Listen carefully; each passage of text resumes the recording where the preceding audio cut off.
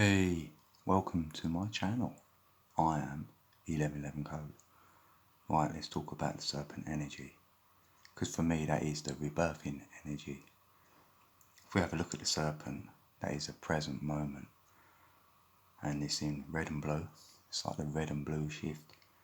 That's what we have. We raise the snake up. You play a tune and that snake will rise. And that's what I feel we've done. We've raised the energy up into our brain, the left and right hemisphere, like the snake eating the egg, creating that rainbow bridge for us then to open up our third eye and start seeing things for what they are. That's how I feel it starts like that. You start seeing all the lies, and then you want to seek the truth because you see the lie, what they're lying about. So then, yes, you probably go down the conspiracy route. I know, we all do, we all did. I was looking at Nibiru. That's what got me on this journey, I ain't gonna lie. I used to look at ancient theorists on History Channel, things like this. I knew about the Sumerian tablets, and then Nibiru's apparently showing up. So it sort of got me down the old conspiracy route. And then I feel this is part of it. You end up shedding that skin. I feel like, looked at 9/11, moon landing, Admiral Byrd, the old real society, I don't know, I've been down a lot of rabbit holes. But you feel like, you move away from that, all the political stuff, to do with the elite, what they're up to. You're like, because if you keep raising this energy, it gets to a stage where, this is what I think is part of it, I hear of this dark night of the soul, or whatever that is. For me, that was like, initially you get the emotional side of it, because this is what I feel you're doing with the serpent energy, is relieving yourself of them emotions and that ego side of things. When you learn some truth, you can see things for what they are a bit more.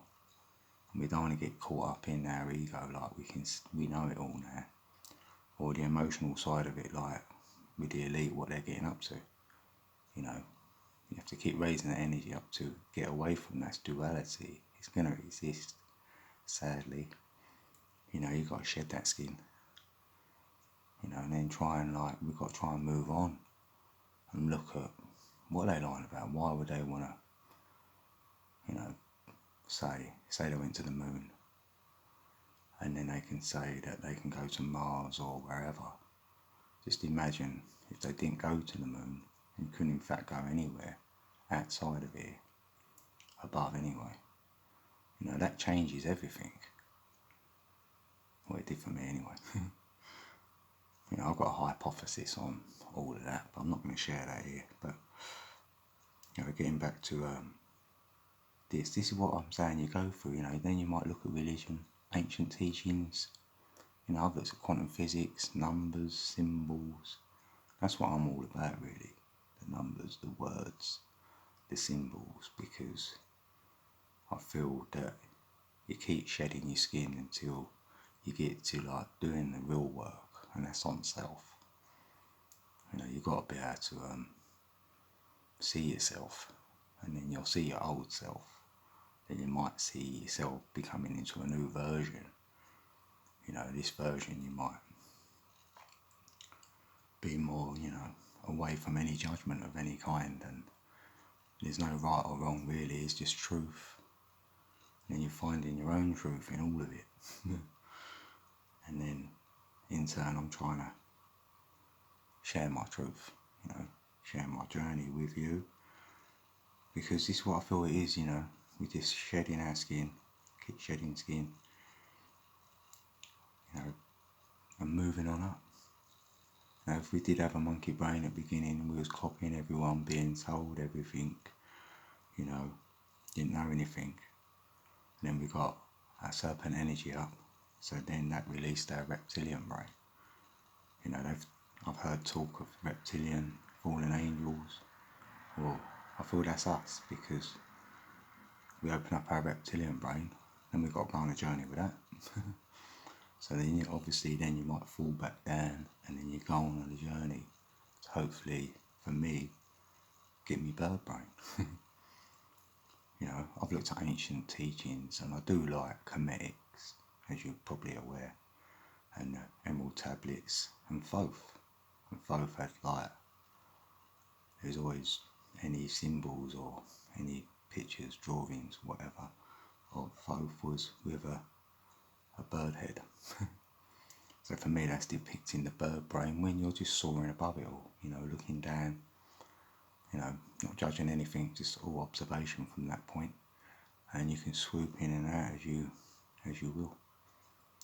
Because at the end of the day, we're in this material realm, whether we like it or not, sadly. So we've got to take some sort of part in it.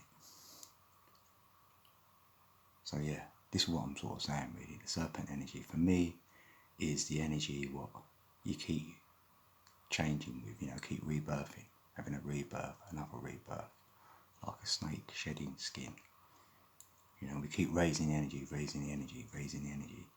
opening up the pineal, you know, feeding up the pineal to get more awakening. So I'm seeing it, because if you can get away from the density of this realm, you know, the material side of things, because think about it, material's heavy, and your emotions can be heavy with hurt or anger or opposition to others.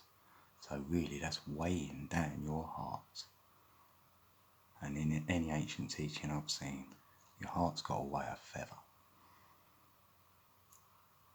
And hence the bird. So yeah, you know, that's what I'm going for.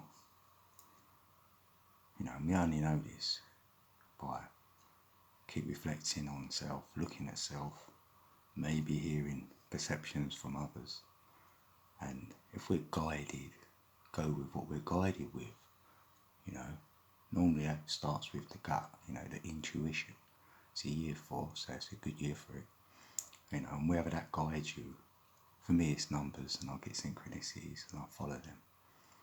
That's just my journey, you know. So yeah, I think I'm done. I'm just letting you know that it's part of the journey, you know. You're rebirthing all the time, and I will rebirth again hopefully, and then I'll have a different perfection. Yeah, that would be good. Different perception, you know, as we rebirth, you know, into a new version of self. So anyway, yeah, I hope this helps you out a little bit on your journey. You know, I love hearing people's journeys really, and I hear it as well in the music, and I see it in the films. So it's everywhere, and then you realise really it's fantastic. The whole design, the all is awe-inspiring. You know, we can't say what it is. It's too much. You can't pin it down. It keeps moving. It's like a pattern. Because you put consciousness on something, any consciousness will change something, or it can't work without consciousness. So we need awareness first. You know, and that's like God in it, that awareness. Where's that come from? Well, anyway, probably rambling a bit at the end here, so I'm going to leave it there. And as always, I am 1111 code, and I love you all.